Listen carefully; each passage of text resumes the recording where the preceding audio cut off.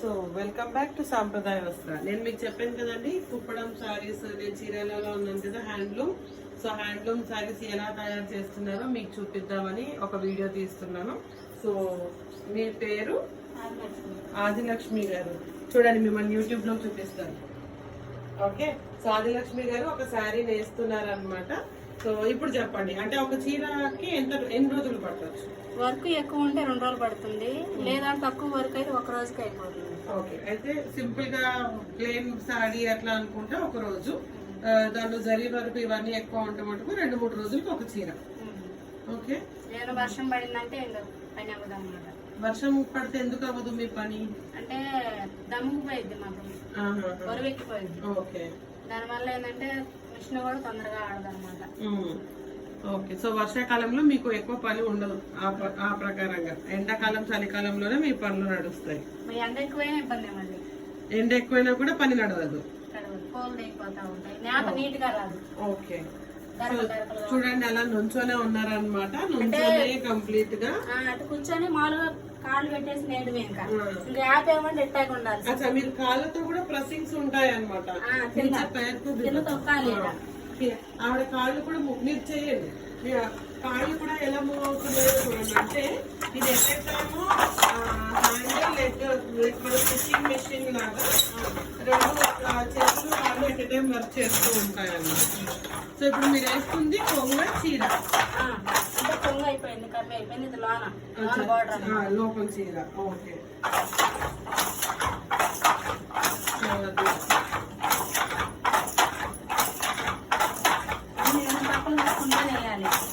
అదే ఒకటేసారి కళ్ళు చేతులు కాళ్ళు అన్ని ఎట్ టైం పని చేయాలి.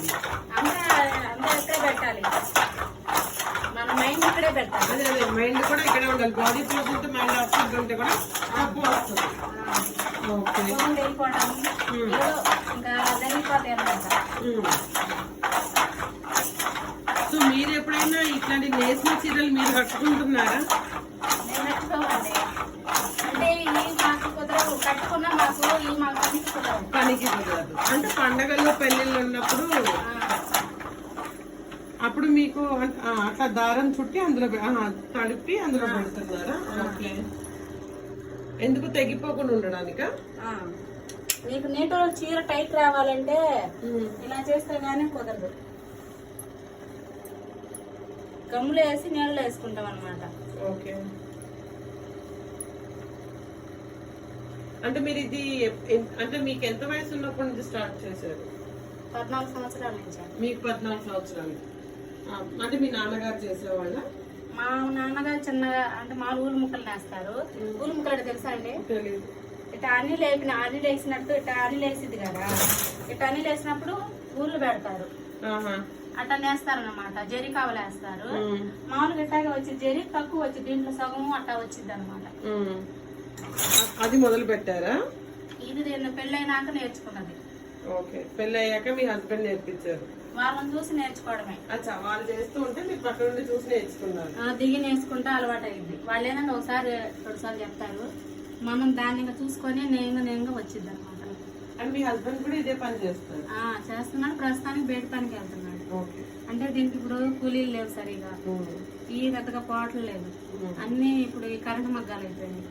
మాకేందంటే ఇంకా మిషన్ అవి తొందరగా ఎక్కువ వస్తాయి కదా, ఇది తక్కువ వస్తాయి కదా. అదే పవర్ లూమ్, ఇది హ్యాండ్లూమ్. హ్యాండ్లూమ్ లో చాలా టైం పట్టేస్తుంది, అందుకని ఈ చీరలకి అంత రేట్ ఎక్కువ. కూడా రేట్ ఎక్కువ, దీనికి వర్క్ ఎక్కువ, దీనికి ఉన్న దాంతో రాదు, క్వాలిటీ రాదు.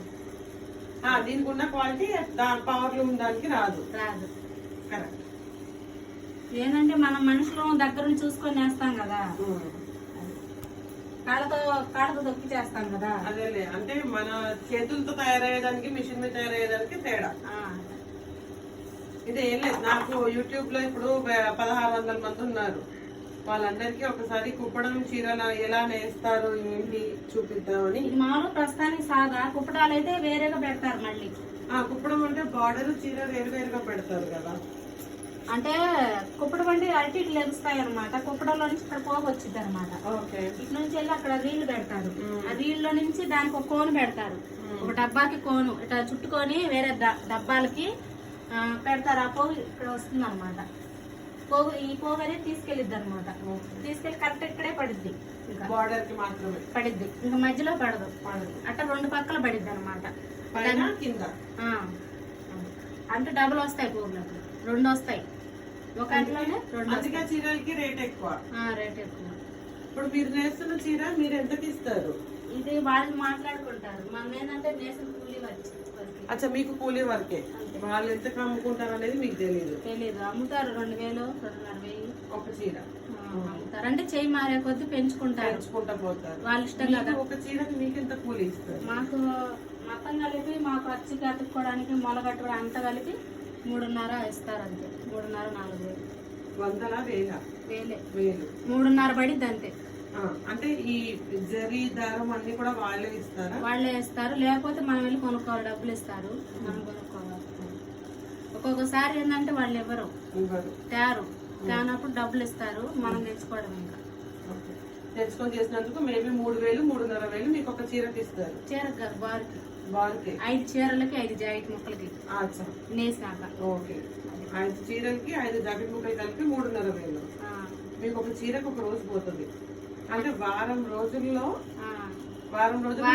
పట్టిద్ది. మనకి ఆడవాళ్ళకి ఏంటంటే ఇంట్లో వర్క్ ఉంటది కదా, ఇంట్లో పని ఉంది, అది కూడా చేసిన తర్వాతే మొదలు పెట్టుకోవాలి. చేసుకుంటే మగ్గలో వేసుకోవాలి వచ్చి. ఏమన్నా పిల్లలకు వండి పెట్టుకొని మన స్కూల్కి పంపించి. అదే పిల్లలు అంతా వెళ్ళిపోయిన తర్వాత మనం ఈ పని మొదలు పెట్టుకోగలము. మీరు అప్పుడు అనుకోండి మధ్యాహ్నం 12ంటికి మొదలు పెట్టారు అనుకోండి, అప్పుడు మీకు ఈవినింగ్ వరకు ఈ చీర అయిపోతుందా? అవ్వదు. అప్పుడు 2 రోజులు టైం పడుతుంది. 2 రోజులు పడుతుంది. మధ్యలో మనకి కన్నీళ్ళు చుట్టుకోవాలి కదా, మళ్ళీ చుట్టుకోవాలి కదా రాటానికి. కన్నీలన్నీ చుట్టుకొని మన గమ్ములో నానవేసి పెట్టుకుంటే గానీ మనం వచ్చిన టైం పనికి వస్తాయి. చూడండి, నేను మా ఛానల్ ఇచ్చాను కదా, మా ఛానల్ సబ్స్క్రైబ్